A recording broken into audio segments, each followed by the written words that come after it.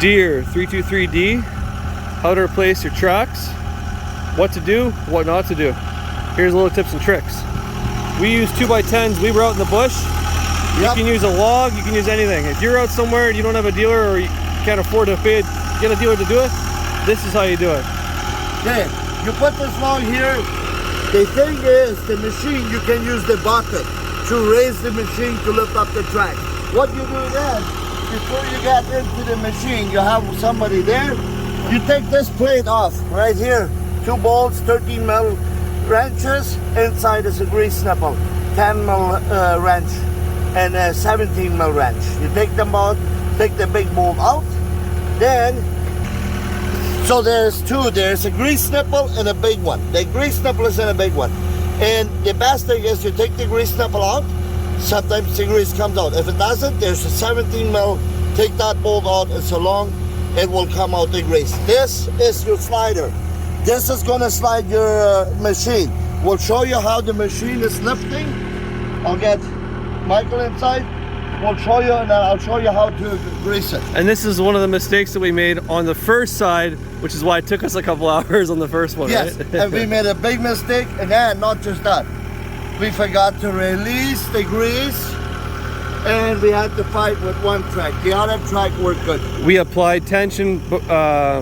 How did that go? No, the tension, this tensioner here, we did not release the tensioner. Now we had to string it over. The other one I was thinking on, take the 17 mil, take that one out, then you will, it's pushing together, very easy. Put the bar in here, bring it off, that's how you put it on. It is a bit messy, but it is worth it, taking both of those out of that box. Yeah. Now we'll show you how to lift the machine up right away. All right.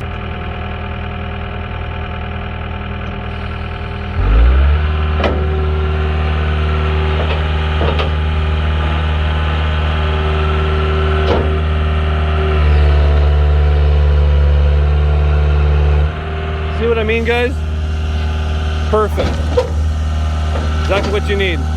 Adjust your bucket as needed, and you can use a log. You can use anything. You can use absolutely anything, guys.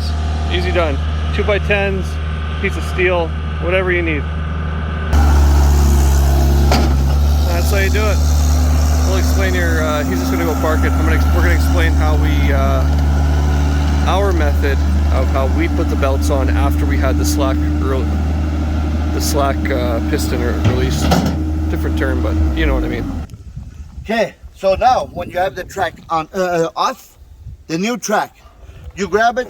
That is with the machine. We didn't have no machine. We did it by hand.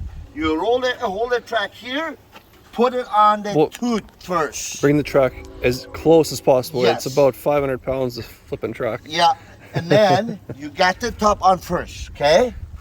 Then you get the bottom on. Now you have that two on. Then you do here because this pushes in. You take a bar, put the bar in here and over. One guy pushes this, pry bar. The other guy roll the track slowly forward. It works like a charm. Make sure it's you have an experienced guy operating, obviously. Yes. And when you are doing this in here, we had the opportunity to use a 8-foot almost like an ice pick or something. Yeah, it's like a big crowbar. Very hardened steel, meant for handling a lot of tension. And just be cautious when you're using those items, but they are very helpful for prying, getting the teeth over. As you do it, you will understand the process a bit better. It's hard to explain without videotaping. We were going to videotape, but it was very difficult considering we were on a time-based project, so we really had to run that one. When you're done, you're finished with it, you put this grease nipple back in, what is in here. Yeah. Then you pump it up with grease. You lift your machine, very important. Lift your machine up. As you showed earlier, right? Yes, yeah. As I showed earlier, that your track is loose. You pump this one up, when the track is hanging between this here and the track, you have to get 3 fingers tightly in, not loose, tightly in, like this. Yes. And look at that, you are more in the center of this roller. Don't measure here because your track will be too loose.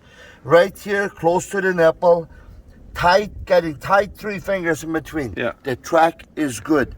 Drive it for about 2 weeks, redo it again, just adjust, because then they stretch a little bit, then you adjust it, and then that's Yeah, good. we how we actually learned how to do it was by us doing it ourselves in the bush, but also we watched a short video that a dealership had done. I'm not sure That's which one it correct. is, but if you guys find it on YouTube, check it out. And we just figured we would do our own little redneck version of it, and hey, we did it in the bush. Exactly. Thank you very much for watching. Please stay redneck.